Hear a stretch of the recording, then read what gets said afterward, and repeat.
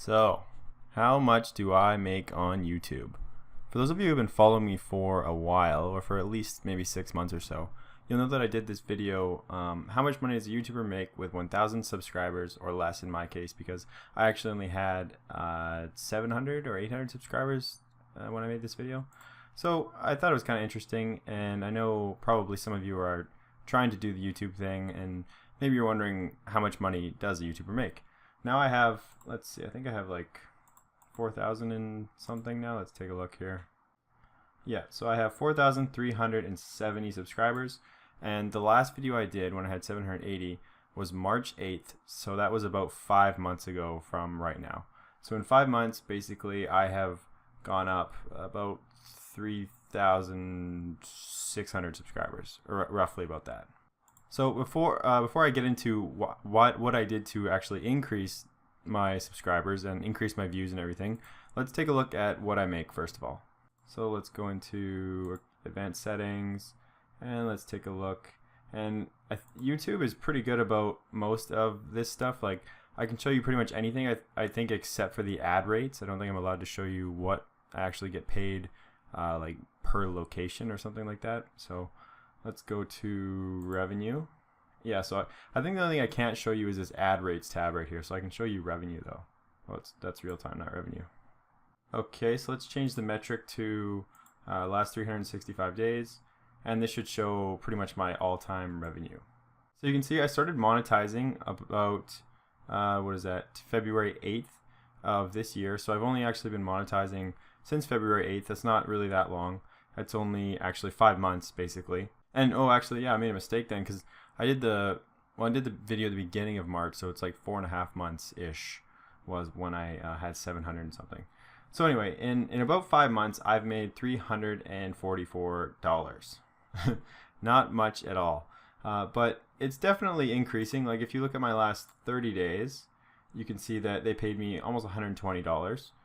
So that's a third of my total pay that I've gotten of all time over 5 months. So it's definitely increasing for sure. And I just want to say, for those of you who don't have ad block or don't use ad block, or even some people have messaged me and said, hey, I sometimes just click your ads just so that you get paid. That's really nice of you, and I appreciate it, because obviously YouTube doesn't really pay you much for the amount of time that you put in. Like, for me to, I think I have 220 videos at this point, and each one of they're about an average of 10 minutes long, so that's over 2,000 minutes, and then that's just recording them too. That's not even like actually building the applications ahead of time, so that number could easily get doubled. So in terms of like dollars per hour, the money is definitely not there. Okay, so now for those of you who are interested, let's talk about how I increase my subscribers by roughly, almost 4,000. And now also moving forward, we could look at sites like Social Blade, and you can see that now on average I get over 1,000 subscribers per month. And if we look at what that was like only in February, I was only getting 164 subscribers per month. Now last month I got 1,000, and by the end of next month I'll likely get over 1,100 in the month of August.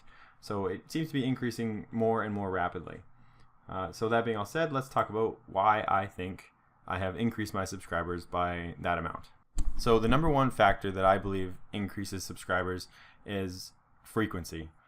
I know most people say you gotta have good content, you gotta have good content quality, and yeah, of course you have to have good content, but most people have decent content, I think. Like, if you actually put in the time and you really think about your videos and whatever it is you're making, and you edit them, you're probably gonna have okay videos. I really think that the number one factor is frequency, because that's what I did. I went from basically uploading maybe once every 1 week, once every 2 weeks even in some cases, to uploading a minimum of 5 videos a week. So I upload Monday, Tuesday, Wednesday, Thursday, Friday every single week, and sometimes a few more. Not usually, but sometimes. So of course, as a consequence, you get better at editing, and your content typically will get better too, because you'll get better at whatever you're doing. I'm programming, so because just from doing so much programming, of course I get better, you learn new technologies, and you just get better overall. So yes,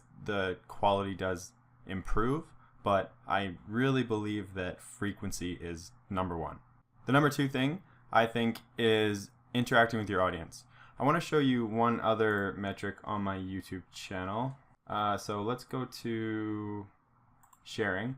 And so here, we're still under the last 365 days. So around, what was it? Around this time is when I really started uploading a lot of videos, and maybe even not until about March right here. And you can see that basically sharing was almost non-existent. And there was a few here and there, but there really wasn't much. This might have even been me, to be honest, sharing videos. I don't know if that counts, but if it does, these were definitely me sharing them. But then you can see something really change around March. You can see a lot more people sharing, and as we move forward, even more and even more. Like on this day here alone, 85 shares on my videos. So because sharing, I think, plays such a large part, I think therefore interacting with your audience is also really important. Like, I don't answer all the comments, but if I can tell that you put in a reasonable amount of effort in your question, and because I'm not going to answer questions that I can tell you put no effort into, because I'm not going to put something into effort into something if you're not even going to put some effort into something. So number two thing I think is definitely interacting with your audience, asking them like what you could have done better, like really just listening to them on the topics they want covered, or if they have problems. I try to answer problems if I can, but I can't sit there and spend an hour on a question or something. I just don't have time for that. So yeah, just number two in general, I give to interacting with your audience, and as a consequence, your content gets shared more because people like you and people appreciate what you're doing. So I'm just gonna mark that on the old board here. And the number three thing I'm gonna have to give to the topics that you choose to post on, because I only have my experiences to look at, and in my experiences, I went from kind of posting topics that maybe people weren't so interested in into posting. Like I built a Reddit app clone. I did a whole beginner series, and beginner stuff tends to be very popular because there's always beginners. No matter what, there's always going to be new people starting to program. Hey, what's up? In this video series, so that beginner series definitely made a big difference. Also, the Instagram clone is very popular just because Instagram is such a popular app and people want to know how to build it. And it also covers so many topics. Like you learn just like user management, uploading media, handling users, like just so many different things. So definitely choosing your topics. And so now your question is probably, well, how do you know which topics to choose? I think that you should just make things, send it out there, see how people respond, and usually within a week, like if it's going to be popular or not. You can tell. You look at your metrics, and did people like it? Did people not like it? Did a lot of people view it? Look at the comments. Like it's pretty black and white that way. Just I think it comes down to frequency again. Keep producing tons of different stuff, and eventually people will like something. So that's it. That's all I have to say about this topic.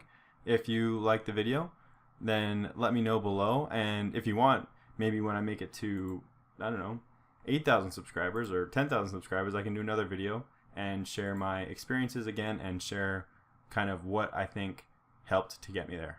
So I'll see you guys in that next video.